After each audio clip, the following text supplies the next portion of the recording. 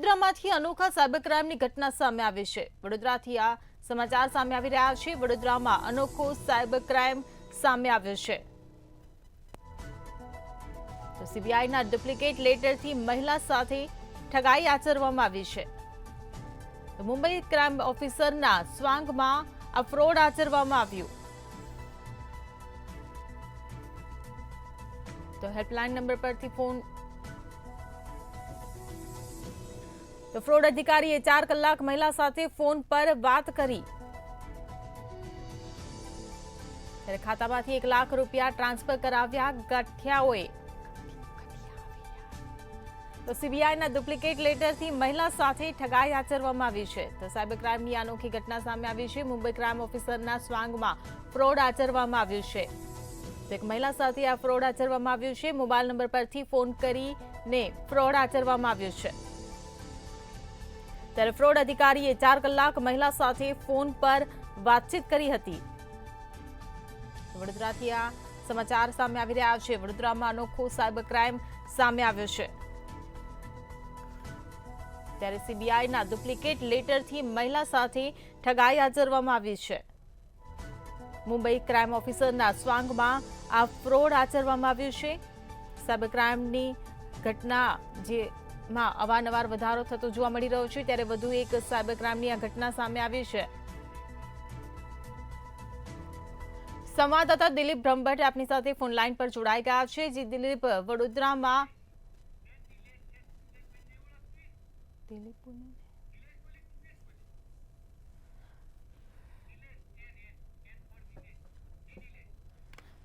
જી નિલેશ, વડોદરામાં સાયબર ક્રાઇમની એક અનોખી ઘટના સામે આવી છે, શું છે વધુ વિગતો? જી, વડોદરા શહેરમાં સાયબર ક્રાઇમની એક અનોખી ઘટના આવી છે। રેખા ઠેકાનેને મુંબઈ ક્રાઇમ બ્રાન્ચથી બોલું છું તેવો એક કોલ આવ્યો હતો અને કોલ કર્યા બાદ એક સ્કાઈપી પર વિડીયો કોલ કર્યો અને ક્રાઇમ બ્રાન્ચ મુંબઈથી બોલું છું, હું આઈપીએસ ઓફિસર છું તેમ કરી વિડીયો કોલ કર્યો અને ત્યારબાદ એ વિડીયો કોલ પણ વોટ્સઅપ કર્યો અને ત્યારબાદ તેમની સાથે કહેવામાં આવ્યું કે તમે થાઈલેન્ડ એક પાર્સલ મોકલ્યું હતું, એમાં ડ્રગ્સ જેવી વસ્તુઓ હતી અને તમે 6.8 મિલિયનનું ફ્રોડ કર્યું છે, તમારું આધાર કાર્ડ મળ્યું છે। બેને એવું કીધું કે ભાઈ હું વડોદરામાં રહું છું અને આવું મેં કશું કર્યું નથી। તો કે ના, સીબીઆઈ તમારી તપાસ કરી રહી છે, અમે અમારી માહિતી ગુપ્ત રાખી રહ્યા છે।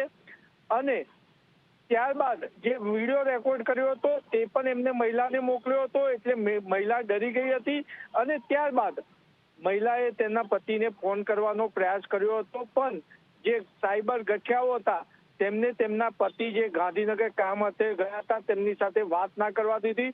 સતત મહિલા સાથે 4 કલાક સાયબર ગઠિયાઓએ વાતચીત કરી અને ત્યારબાદ તેમને કહેવામાં આવ્યું કે હાલ તમે 1 લાખ રૂપિયા આ જે અમે કહીએ છીએ એમાં ટ્રાન્સફર કરો અને બાકીના પૈસા અમે તમને કહીએ એ રીતના અમે મેળવીશું, તમારી તપાસ થશે અને જો તમે સાચા હશો તો તમારા 1 લાખ રૂપિયા અમે પરત કરીશું।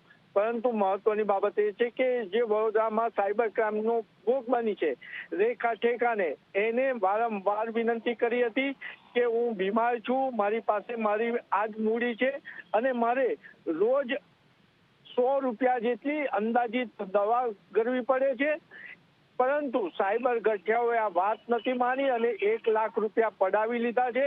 હાલ રેખા ઠેકાને સાયબર ક્રાઇમમાં ફરિયાદ કરી છે, પરંતુ સાયબર ક્રાઇમ અધિકારીના દ્વારા જે રીતના એની સાથે લૂંટ કરવામાં આવી છે એ ખૂબ જ ચોંકાવનારો કિસ્સો છે। અને જે અધિકારીએ રેખા ઠેકાના સાથે વાત કરી હતી એ પોલીસના વેશમાં હતો અને પોતે આઈપીએસ ઓફિસર હોય તેવી જ કેબિનમાં બેસી અને વાત કરી અને પ્રભાવ પાડી અને રેખા ઠેકાનેને સાથે ઠગાઈ કરવામાં આવી છે। આ ગુજરાત માટે ખૂબ જ મોટો ચોંકાવનારો કિસ્સો છે।